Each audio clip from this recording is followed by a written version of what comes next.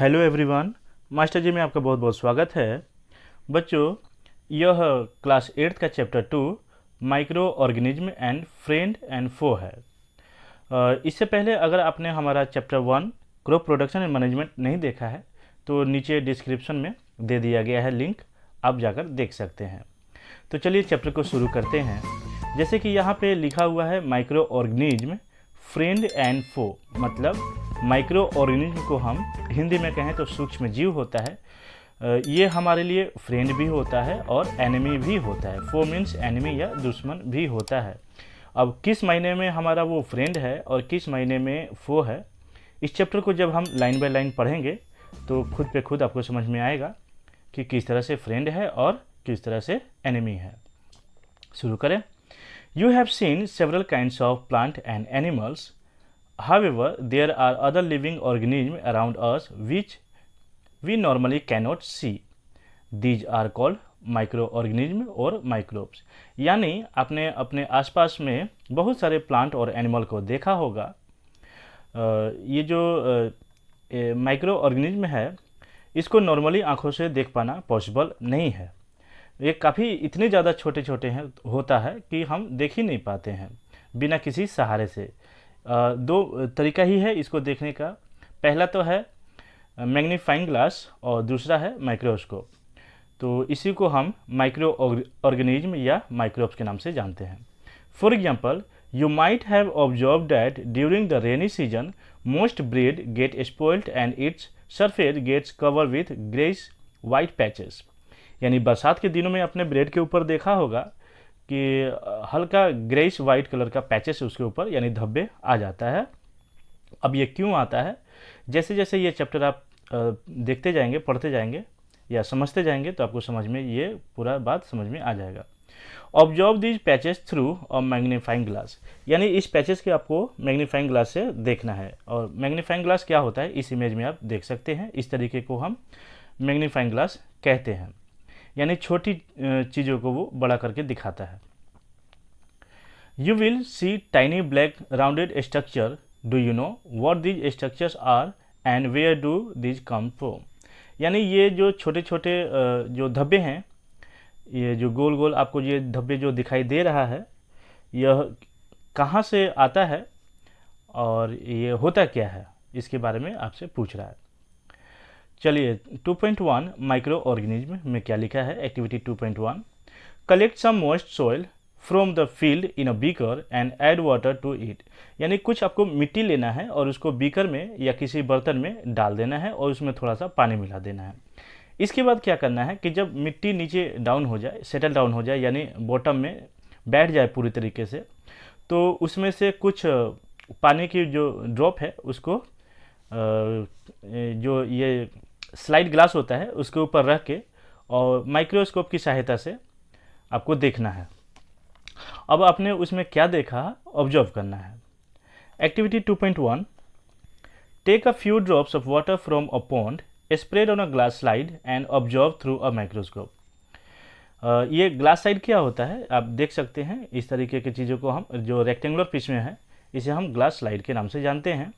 तो किसी नदी तालाब में से आपको 2-4 बूंद पानी ले लेना है और ग्लास स्लाइड पर रख के माइक्रोस्कोप की सहायता से आपको ऑब्जर्व करना है, देखना है। Do you find tiny organism moving around. क्या आपने छोटे छोटे जीव आपने देखा जो मूव कर रहा है। तो ये देखिए, ये जो आप इमेज में मूव करते हुए देख रहे हैं इसी को हम टाइनी ऑर्गेनिज्म या छोटे छोटे जीव कह रहे हैं। These observations show that water and soil are full of tiny organisms, though not all of them fall into category of microbes। कहने का मतलब कि ये जो छोटे छोटे आप जो मिट्टी में या पानी में ऑर्गेनिज्म देख रहे हैं ये सब के सब माइक्रोब्स के कैटेगरी में नहीं आते हैं।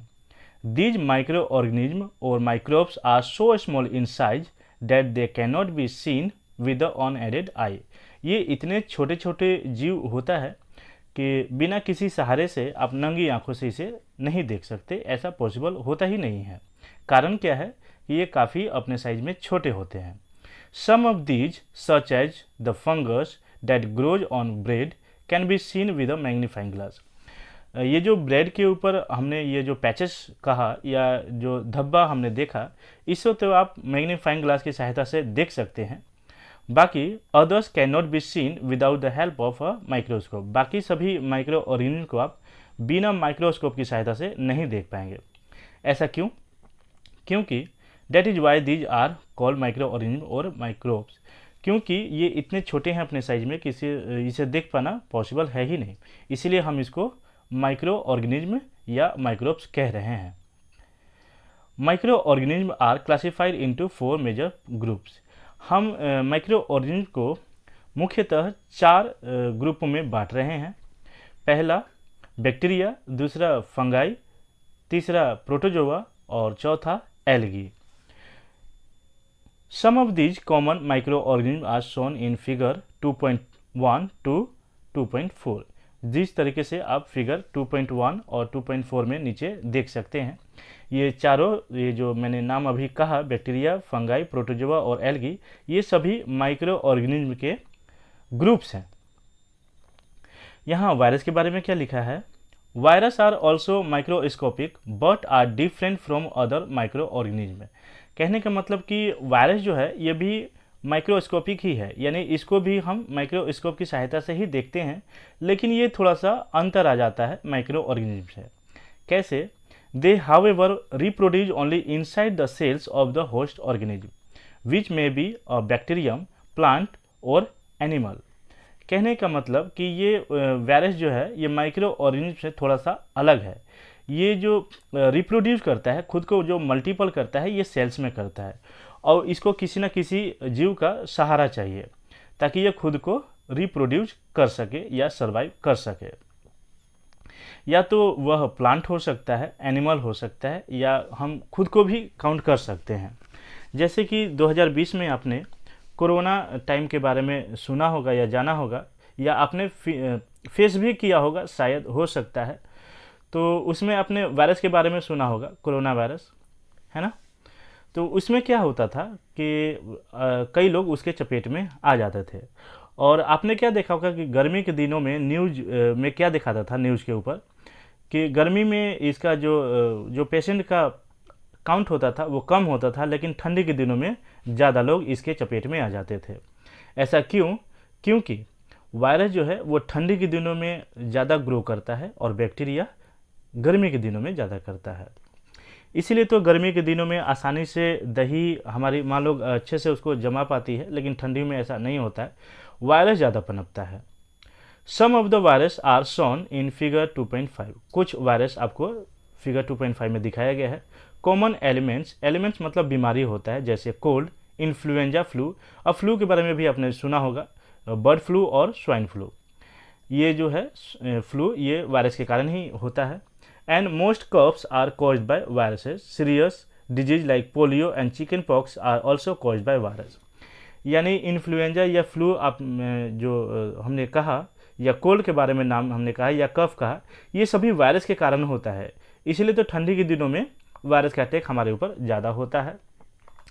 और ये जो डिजीज है, रोग है, पोलियो और चिकन पॉक्स। चिकन पॉक्स 2 तरीके का होता है, एक बिग चिकन पॉक्स और दूसरा स्मॉल चिकन पॉक्स, जैसे कि आप इस इमेज में देख सकते हैं। ये भी जो बीमारी मैंने जो अभी नाम लिया, ये भी वायरस के कारण ही होता है। Disease like dysentery and malaria are caused by protozoa, जिसे हम प्रोटोजोन्स कह रहे हैं। डिसेंट्री मीन्स दस्त और मलेरिया यह प्रोटोजोआ के कारण होता है। अब प्रोटोजोआ क्या है? जैसे कि हमने ऊपर जाना कि माइक्रो ऑर्गेनिज्म का ये सभी ग्रुप हैं।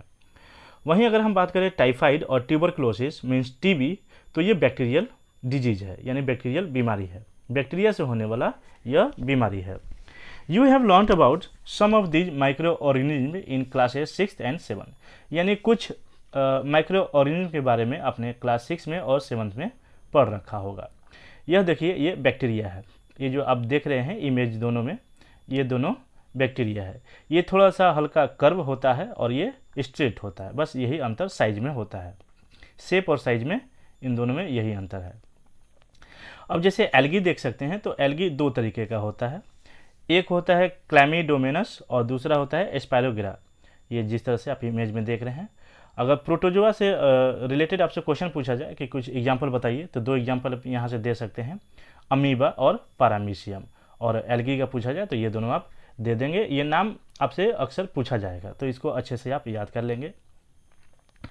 और फंगी अगर पूछा जाए तो ये 3 तरह का नाम है यहाँ पे, ब्रेड मोल्ड, पेनिसिलियम, एस्परीगलस, ये तीनों जो हैं फंगी का ही टाइप हैं। ये वायरस का आपको दिखाया गया है ड्रॉ करके। वायरस कुछ इस तरीके का, आपने शायद न्यूज वगैरह में 2020 में ज़रूर ही देखा होगा, आपको पता ही होगा, बताने की ज़्यादा आवश्यकता है नहीं। अब 2.2 where do micro organism live, यानी ये जो सूक्ष्म जीव हैं ये रहते कहाँ हैं, माइक्रो ऑर्गेनिज्म कहाँ पे, ये सर्वाइव कहाँ पे करते हैं। माइक्रो ऑर्गेनिज्म में भी single celled like bacteria, some algae and protozoa और multicellular such as many algae and fungi। कहने का मतलब कि कुछ जो माइक्रो ऑर्गेनिज्म हैं ये सिंगल सेल्ड हो सकते हैं जैसे बैक्टीरिया, और कुछ एल्गी और प्रोटोजोआ जो है ये मल्टीसेलुलर हो सकते हैं, जैसे कुछ एल्गी हो सकता है या फंगाई हो सकता है। They live in all type of environment, ये हर तरह के एनवायरनमेंट में खुद को सर्वाइव कर सकते हैं, ठंडी से लेकर हॉट स्प्रिंग क्लाइमेट तक, या और कहें तो डिजर्ट से लेकर मार्सीलैंड, मार्सीलैंड मतलब दलदल भूमि, वहाँ भी ये सर्वाइव खुद को रख सकते हैं। They are also found inside the bodies of animal including humans, यह जानवर के शरीर से लेकर इंसानों के शरीर तक में ये खुद को सर्वाइव कर सकते हैं या रिप्रोड्यूस कर सकते हैं। Some micro organism grow on other organism while others exist freely, कुछ तो ऑर्गेनिज्म ऐसे होते हैं, यानी कुछ तो ऐसे सूक्ष्म जीव होते हैं जो दूसरे का शरीर का उनको ज़रूरत पड़ता है, लेकिन कुछ तो ऐसे होते हैं जो फ्रीली ही एग्जिस्ट करते हैं या होते हैं। 2.3 में क्या कह रहा है, माइक्रो ऑर्गेनिज्म एंड अस, यानी सूक्ष्म जीव और हम। Micro organism play an important role in our lives, यानी हमारे जीवन में बहुत ही इम्पोर्टेंट रोल निभाता है माइक्रो ऑर्गेनिज्म। किस तरह से, some of them are beneficial in many ways whereas some others harmful and cause disease, कुछ तो हमारे लिए सही होता है तो कुछ तो हमारे लिए हार्मफुल होता है। किस तरह से, later study about them in details, चलिए इसको हम थोड़ा सा विस्तार से डिटेल्स में जानते हैं कि किस तरह से हमारा ये फ्रेंड होता है। तो सबसे पहले फ्रेंड का ही बात कर लेते हैं। Micro organism are use for various purpose, यानी सूक्ष्म जीवों का इस्तेमाल हम कई तरीक़ों से करते हैं, कई चीज़ों में करते हैं, जैसे कर्ड बनाने में यानी दही बनाने में, ब्रेड बनाने में और केक बनाने में। और यहाँ पे क्या कह रहा है कि micro organism have been use for the production of alcohol and since ages, यानी बहुत पहले से ही, काफ़ी सालों से ही हम माइक्रो ऑर्गेनिज्म का इस्तेमाल हम अल्कोहल बनाने में करते आ रहे हैं। They are also use in cleaning up of the environment, हम अपने आसपास की चीज़ों को साफ़ करने में भी इसका इस्तेमाल हम करते हैं, जैसे ऑर्गेनिक वेस्ट को, यानी एक तरह से कहें तो जो सब्जियों का जो पिल्स होता है, छिलका होता है, या जो एनिमल्स का डेड बॉडी होता है उसको, या फिर जो वेस्ट मटेरियल होता है उसको साफ सफाई करने में माइक्रो ऑर्गेनिज्म का अहम भूमिका होता है। ये क्या करते हैं कि ये कन्वर्ट कर देते हैं, यानी उसको यह खा के और ख़ुद का जो इनका जो वेस्ट प्रोडक्ट होता है वो अपना सॉइल में मिक्स हो जाता है। ये क्या करते हैं, इसको ब्रेक कर लेते हैं, broken down into harmless and usable substances by bacteria. Recall that, आप याद करो, क्या याद करने के लिए कह रहा है, bacteria are also used in the preparation of medicine, in agriculture they are use to increase soil fertility by fixing nitrogen, यानी आप याद करो कि जो बैक्टीरिया है इसको हम मेडिसिन बनाने में भी इस्तेमाल करते हैं, या एग्रीकल्चर खेती करने में भी हम काम करते हैं, इसका काम लेते हैं। ये करते क्या है कि सोइल का फर्टिलिटी बढ़ाते हैं, यानी इसका जो उपज होता है उसको ये और बढ़ाते हैं। किस तरह से, तो जो उसमें नाइट्रोजन का ये इंक्रीज करते हैं। Making of curd and bread, micro organism का इस्तेमाल कर्ड बनाने में, दही बनाने में या ब्रेड बनाने में इसका इस्तेमाल हम कर लेते हैं। You have learned in class 7th that milk is turn into curd by bacteria, आपने पहले ही क्लास 7th में पढ़ रखा है कि दूध से दही बैक्टीरिया के थ्रू बनता है। अब ये करता क्या है कि आपने देखा होगा अपनी माँ को पूरे दूध में थोड़ा सा दही का जोरन मिला देती हैं। तो कुछ समय के बाद जो उसमें जो दही में जो लैक्टोबैसिलस नाम का जो बैक्टीरिया होता है वो खुद को मल्टीप्लाई करने लगता है और पूरे दूध को दही में कन्वर्ट कर देता है। यहाँ पहली कुछ कह रही हैं, I saw that my mother added a little curd to warm milk to set curd for the next day, I wonder why. इन्होंने क्या देखा अपनी माँ को कि थोड़ा सा दही का कुछ ड्रॉप्स लेकर या कुछ 1-2 स्पून लेकर इनकी माँ ने क्या किया कि थोड़ा हल्का सुसुम मिल्क में डाल दिया और इन्होंने नेक्स्ट मॉर्निंग क्या देखा कि वह पूरा का पूरा दही जमा हुआ है। अब ये सोच रही हैं कि ऐसा क्यों हुआ, कैसे हुआ। Curd contains several micro organism, यानी दही में बहुत सारे माइक्रो ऑर्गेनिज्म होते हैं, छोटे छोटे जीव होते हैं, जिसे आप बैक्टीरियम या इसको अगर हम साइंस की भाषा में कहें तो लैक्टोबैसिलस कहते हैं। तो ये लैक्टोबैसिलस जो होता है ये प्रमोट करता है मिल्क से कर्ड बनाने में। अब ये करते क्या हैं, it multiplies in milk and convert it into curd. ये खुद को मल्टीप्लाई करते हैं और दही में कन्वर्ट कर देते हैं। Bacteria are also involve in the making of cheese, pickles and many other food items. सिर्फ दही बनाने में ही बैक्टीरिया का इस्तेमाल नहीं होता है, बल्कि चीज़ बनाने में, पिकल्स बनाने में यानी अचार बनाने में और सारे खाद्य पदार्थ बनाने में इनका इस्तेमाल होता है। An important ingredient of rava means सूजी, idlis and bhaturas is curd. यानी ये सूजी का बनाने में या इडली बनाने में या भटूरा बनाने में दही का इस्तेमाल होता है। Can you guess why bacteria and yeast are also helpful for fermentation of rice, idlis and dosa. क्या कह रहा है कि आप गेस करके बता सकते हैं कि ऐसा क्यों होता है। यानी अगर इडली बनता है या डोसा बनता है तो ये फूल क्यों जाता है, ये फर्मेंटेशन ऐसा क्यों हो जाता है, ये आपसे पूछा जा रहा है। एक्टिविटी 2.3 में टेक ½ kg फ्लोर, यानी ½ kg आपको आटा या मैदा लेना है और उसमें थोड़ा सा शुगर मिला देना है, थोड़ा सा वार्म वाटर में। अब इसमें करना क्या है कि add a small amount of east, यानी थोड़ा सा आपको 1 चुटकी कहें तो आप ईस्ट पाउडर मिला देंगे उसमें, है ना। तो इससे क्या होगा कि what do you observe after 2 hours, did you find the dough rising. अब क्या कह रहा है कि जो आपने गूथा हुआ आटे में ये जो मतलब आपने क्या किया कि गर्म पानी से ये उसमें थोड़ा सा शुगर मिला दिया और ½ kg आटे में और थोड़ा सा आपने ईस्ट मिला दिया। तो आपने क्या देखा कि ये जो डो है, डो मतलब अगर हिंदी में हम कहें तो लोई होता है। लोई का मतलब क्या होता है, गूथा हुआ आटा। तो आपने क्या देखा कि क्या ये पहले से थोड़ा सा फूला हुआ आपको कुछ ऐसा लगा कि फूल कैसे गया।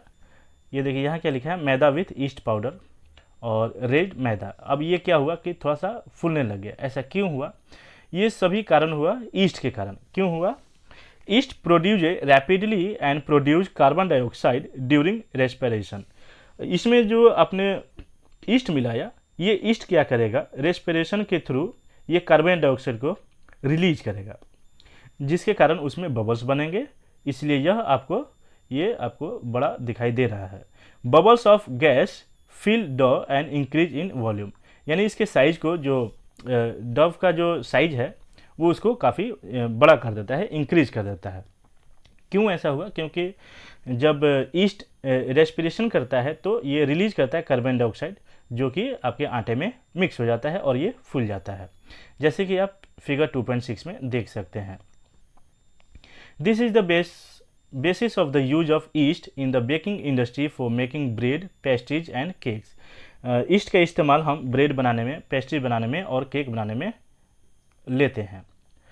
Commercial use of micro organism, कहने का मतलब कि माइक्रो ऑर्गेनिज्म को हम बिजनेस के ख्याल से भी इस्तेमाल करते हैं। किस तरह से, देखिए, micro organism are use for the large scale production of alcohol, यानी सूक्ष्म जीव का इस्तेमाल हम बड़े पैमाने पर अल्कोहल बनाने में भी करते हैं। अब बच्चों यहाँ पे थोड़ी देर में हम अल्कोहल बनाना भी सीखेंगे, लेकिन मैं आपसे रिक्वेस्ट करता हूँ कि इसे आप घर पे ट्राई करने की कोशिश मत कीजिएगा। तो अगर आपको प्रैक्टिकली करके देखना भी है तो किसी टीचर या गार्जियन के अंडर ऑब्जर्वेशन में ही आप कीजिएगा, ऐसा मैं आपको मना कर रहा हूँ। क्या लिखा है, micro organism are use for the large scale production of alcohol, wine and acetic acid vinegar. यानी वाइनेगर बनाने में, अल्कोहल बनाने में या वाइन बनाने में माइक्रो ऑर्गेनिज्म का इस्तेमाल होता है। अब यहाँ अल्कोहल भी लिखा है और वाइन का मतलब भी लिखा है, ये दोनों का मतलब शराब ही होता है, लेकिन अल्कोहल को अगर हम कहें तो सभी अल्कोहल जो है वो वाइन नहीं होता है। इसका मतलब जो वाइन होता है, वाइन ग्रेप्स या फ्रूट से बनता है, जो कि इसमें अल्कोहल का मात्रा ज़्यादा नहीं होता है। Acetic acid and vinegar. Yeast is use for commercial production. Yeast का इस्तेमाल हम कमर्शियल प्रोडक्शन में या बिजनेस के ख्याल से भी करते हैं अल्कोहल और वाइन बनाने में। For this purpose east is grown on natural sugars present in grains like barley, wheat, rice, crushed fruits and juices. यानी कुदरत ने पहले से ही इन चीज़ों में शुगर दे रखा है। अगर इसमें हम थोड़ा सा ईस्ट को अगर डालें तो क्या होगा, देख लेते हैं नीचे। Activity 2.4, take a 500 millilitre beaker filled up to 3/4 with water. यानी आपको तकरीबन आधा लीटर पानी क्या करना है, आपको पानी में मिलाना है। Take a 500 millilitre beaker fill with the, यानी तकरीबन कह रहे हैं कि जो बर्तन है आपका वो आधा लीटर का होना चाहिए और उसमें तकरीबन 75% आपको पानी मिलाना है। और उसमें क्या और ऐड करना है, dissolve 2 to 3 teaspoons of sugar in it. यानी 2 से 3 चम्मच आपको उसमें शुगर मिलाना है। ऐड हाफ अ यानी आधा चम्मच आपको उसमें ईस्ट पाउडर मिलाना है, किसमें, जो आपने शुगर सोल्यूशन बनाना है। Keep it covered in warm place for 4 to 5 hours. और कुछ समय के लिए इसे गर्म जगह पे रखना है। और आपको उसको कह रहा है कि ऑब्जर्व कीजिए, क्या उसमें से आपको किसी तरह का स्मेल, आपको समझ में आ रहा है कि किसी तरह का कोई स्मेल कर रहा है। This is the smell of alcohol as sugar has been converted into alcohol by yeast. यानी आपने जो ये पानी में, यानी ये जो 75% आपने जो पानी लिया था, है ना, और आपने 2 चम्मच ये क्या किया आपने पानी में, क्या किया कि 2 से 3 चम्मच अपने शुगर मिलाया और थोड़ा सा आपने ईस्ट मिलाया और 4 से 5 घंटे के लिए छोड़ दिया किसी गर्म जगह पे। तो उसमें जो आपने ईस्ट मिलाया ना, वो ईस्ट क्या करेगा, ये कन्वर्ट होना शुरू कर देगा, किसमें, अल्कोहल में। ये जो ईस्ट है ये अल्कोहल में कन्वर्ट होना शुरू हो जाएगा, इसलिए वो स्मेल कर रहा है। This process of conversion of sugar into alcohol is known as. यानी शुगर जो कन्वर्ट, ये जो ईस्ट है इसके साथ मिलकर, शुगर के साथ मिलकर कन्वर्ट हुआ अल्कोहल में, इस प्रोसेस को हम फर्मेंटेशन कहते हैं। अब ये जो भाई साहब हैं, इनका नाम लुईस पाश्चर है। इन्होंने डिस्कवर किया था फर्मेंटेशन का, कब, 1857 में। यानी 1857 में लुईस पाश्चर ने फर्मेंटेशन का डिस्कवर किया था, यानी खोज किया था। अब माइक्रो ऑर्गेनिज्म का इस्तेमाल मेडिसिन बनाने के लिए भी किया जाता है। Medicinal use of micro organism. Whenever you fall ill, the doctor may give you some antibiotic tablets, capsule और injections such as of penicillin। यानी जब कभी आप बीमार पड़ते हैं तो डॉक्टर आपको सलाह देता है, प्रिस्क्राइब करता है आपको एंटीबायोटिक टेबलेट लेने का, कैप्सूल लेने का या इंजेक्शन लेने का, जैसे कि पेनिसिलिन का आप कह सकते हैं। The source of these medicine is micro organism. यानी ये जो मेडिसिन है ये बना कहाँ से, तो ये माइक्रो ऑर्गेनिज्म से ही बना है। दीज मेडिसिन्स किल्स और stop the growth of the disease causing micro organism. यानी ये क्या करता है कि जो आपके शरीर में वायरस या बैक्टीरिया आपके शरीर में अगर हो गया है तो उसको मारने का काम करता है ये medicine. Such medicines are called antibiotics. इस तरह के मेडिसिन को हम एंटीबायोटिक्स के नाम से जान रहे हैं। These days, a number of antibiotics are being produced from bacteria and fungi। आज के समय में काफ़ी ज़्यादा एंटीबायोटिक बनाने में बैक्टीरिया और फंगाई का इस्तेमाल किया जा रहा है। जैसे streptomycin, tetramycin and erythromycin are some of the common non antibiotic which are made from fungi and bacteria. यानी जो ऊपर हमने नाम लिया ये फंगाई और बैक्टीरिया से मिलकर बनता है। ये जितना भी हमने ये जो कुछ हमने एंटीबायोटिक का नाम लिया। अब यहाँ पे देखिए एक और भाई साहब हैं, इनका नाम अलेक्जेंडर फ्लेमिंग है। इन्होंने क्या किया, इन 1929 working on a culture of disease causing bacteria, यानी वैसे चीज़ों पे इन्होंने काम किया जो बैक्टीरिया से होने वाले डिजीज से। अब इन्होंने क्या किया, suddenly he found the spores of a little green mould in one his culture plates. He observe that the presence of mould prevent the growth of bacteria. यानी उस पर इन्होंने ये माइक्रो ऑर्गेनिज्म मिलाया, यानी जो ऊपर जो अपना नाम लिखा हुआ है उसमें मिला कि इन्होंने क्या देखा कि ये in fact it's also killed many of this bacteria, यानी बैक्टीरिया को वो मारने लग गया। इन्होंने ऐसा कुछ करके देखा था। From this the mould penicillin was prepared. ठीक है, आगे बढ़ते हैं।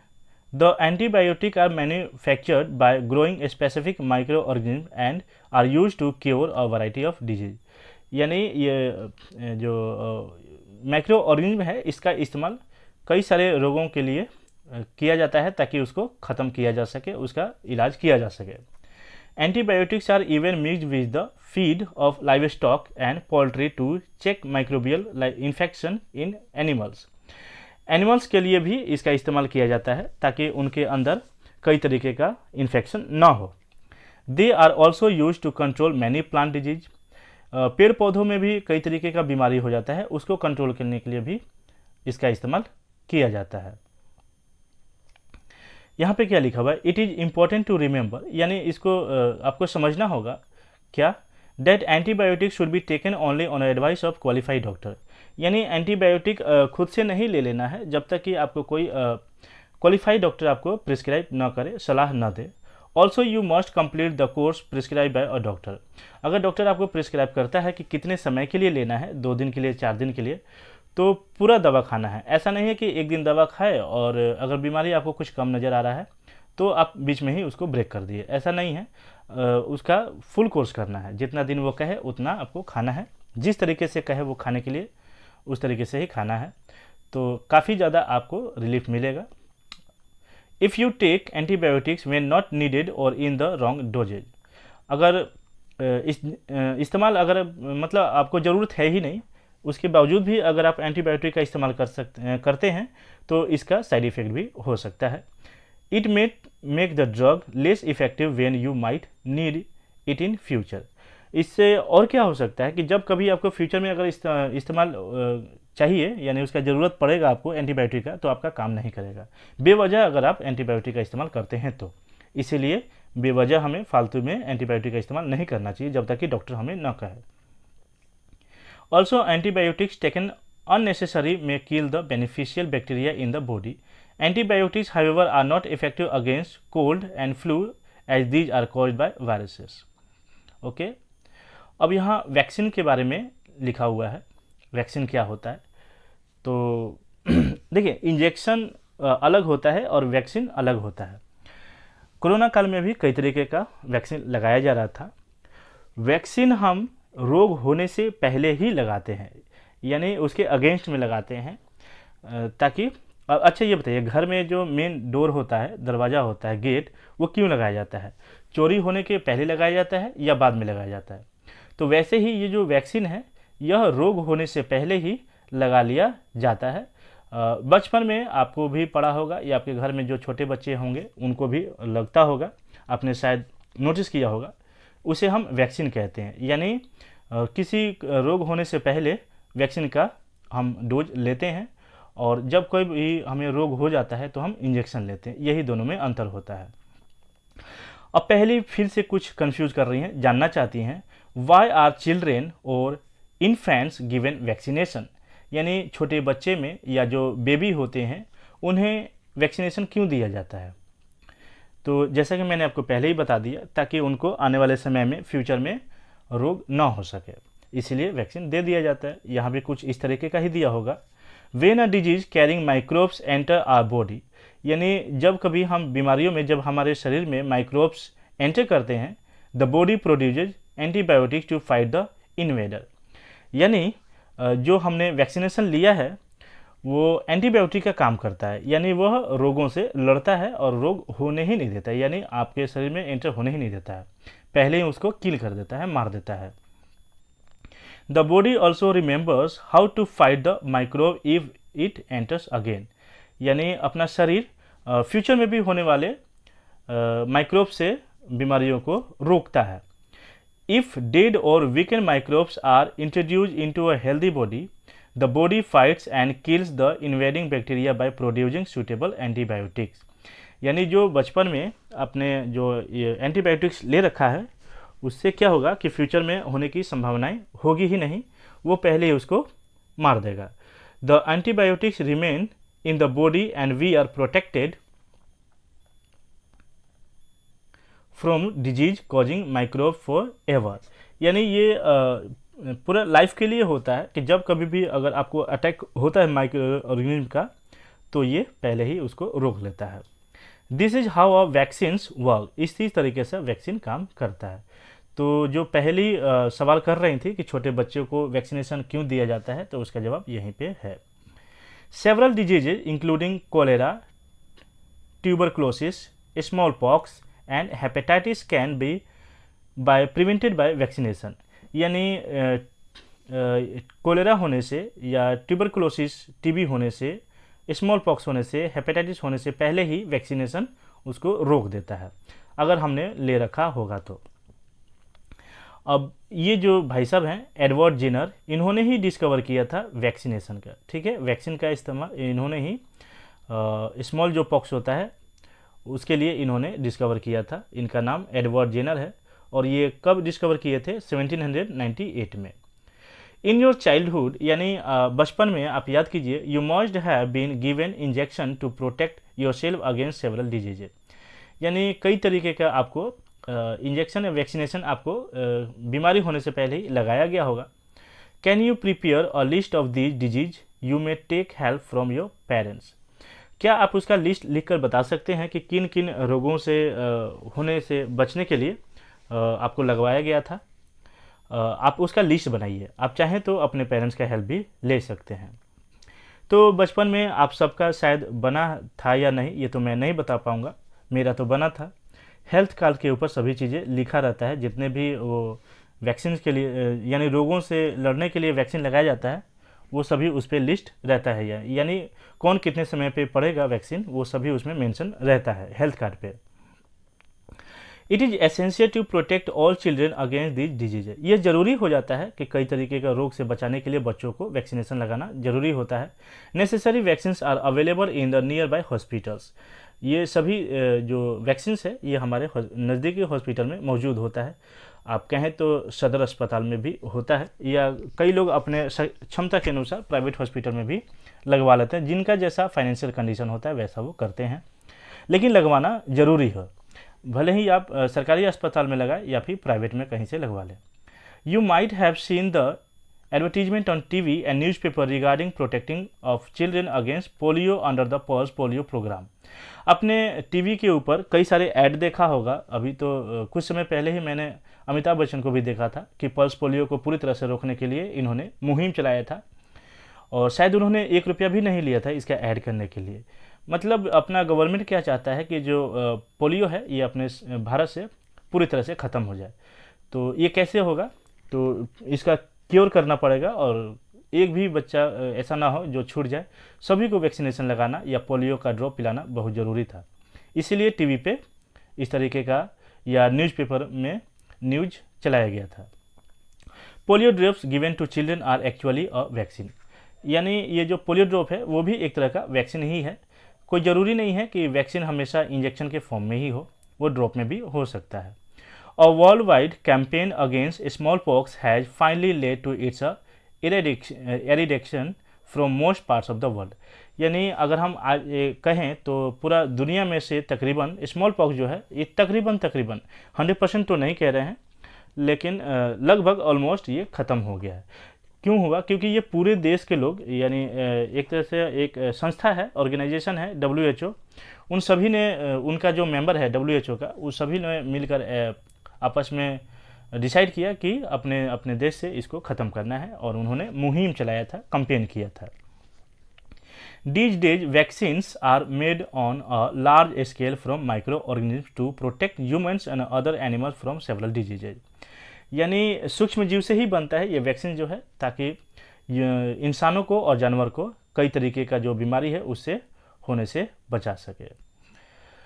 तो आज के लिए बच्चों इतना ही। अब हम मिलते हैं नेक्स्ट पार्ट में। नेक्स्ट पार्ट में हम इंक्रीजिंग सोइल फर्टिलिटी देखेंगे। तो आज के लिए इतना ही। नमस्कार।